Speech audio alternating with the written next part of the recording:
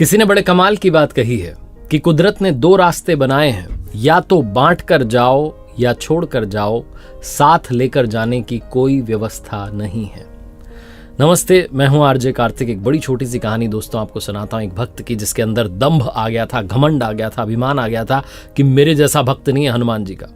हर मंगलवार को हनुमान जी के मंदिर में जाता था और 5 किलो लड्डू बांटता था। और वो 5 किलो लड्डू का उसके दिमाग में जो है घमंड आ चुका था कि मैं सबसे बड़ा भक्त हूँ। लोग आते हैं 10 रुपये 20 रुपये प्रसाद चढ़ा के चले जाते हैं, मैं 5 किलो लड्डू आकर के यहाँ पर बांटता हूँ और प्रभु जो है अवश्य प्रसन्न होते होंगे।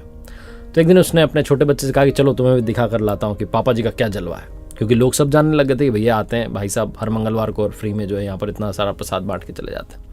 तो लोगों को बड़ा अच्छा लगता था, इनका जो है जलवा बनने लगा था। ये मंदिर में बच्चे को लेकर के गए, बच्चे ने देखा कि सब पापा जी को जय श्री राम कह रहे हैं, नमस्कार कर रहे हैं, अभिवादन कर रहे हैं। तो बच्चे को बड़ा अच्छा लग रहा था और इसको भी अच्छा लग रहा था आदमी को कि देखो भैया मेरे बच्चे पर जो है इंप्रेशन अच्छा जा रहा है।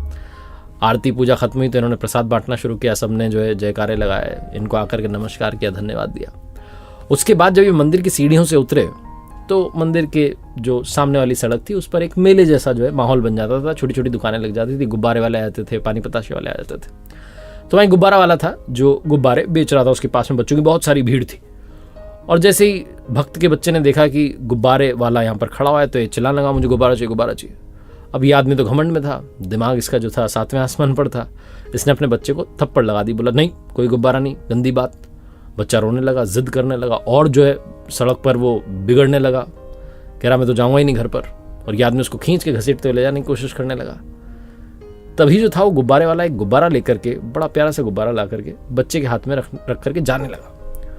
तो इस भक्त ने देखा गुब्बारे वाला आकर के गुब्बारा दे रहा, तो और उस गुब्बारे वाले पर गुस्सा करने लगा कि बदतमीज किस्म के इंसान हो, तुम लोगों ने बच्चों को बिगाड़ा है, तुमने देख लिया कि बच्चा रो रहा है तो तुम आकर के गुब्बारा टिका रहे हो ताकि सामने वाले की जेब से पैसा निकलवा सको। सुनाते चला गया उसे, क्योंकि दिमाग में तो अहम जो था वो भरा हुआ था, सुनाते जा रहा था। उस गुब्बारे वाले ने जो कहा वही इस कहानी का सार है। गुब्बारे वाले ने कहा कि भाई साहब मैं यहां पर गुब्बारे बेचने नहीं आता हूं, गुब्बारे बांटने आता हूं, क्योंकि मैंने किसी महात्मा के प्रवचन में सुना था कि बच्चों में भगवान होते हैं, भगवान का रूप होता है।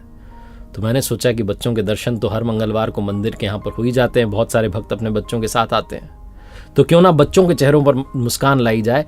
तब से मैंने प्रण ले लिया कि हर मंगलवार की शाम को 100 गुब्बारे जो है बांटूंगा, बेचूंगा नहीं बांटूंगा। और 100 गुब्बारे लेकर के आता हूं। पहला गुब्बारा हनुमान जी के मंदिर में चढ़ाता हूं, बाकी सारे यहाँ पर खड़े होकर के बांटते चले जाता हूं। बच्चे आते हैं, बड़े प्रसन्न होते हैं, ऐसे उनको मैं फ्री में गुब्बारे देता हूं, बड़े खुश होते हैं। और मुझे लगता है कि हनुमान जी भी खुश हो ही जाते होंगे। क्या लगता है भाई साहब, हनुमान जी खुश होते होंगे ना।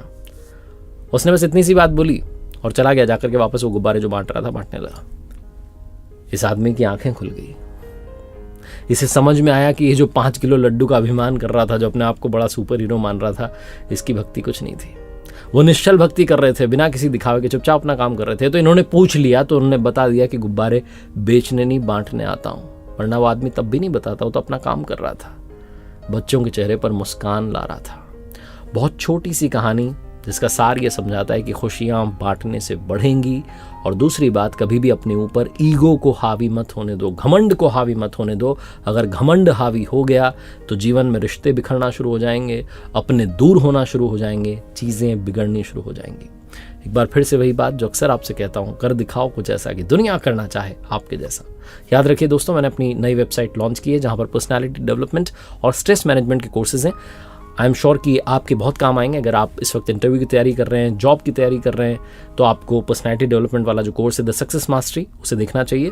और अगर आप अपनी व्यस्ततम जिंदगी में अस्त व्यस्त हो रखे हैं, स्ट्रेस मैनेजमेंट सीखना चाह रहे हैं, द आर्ट ऑफ बैलेंसिंग सीखना चाह रहे हैं, तो इसका भी एक कोर्स है www.rjkarthik.in।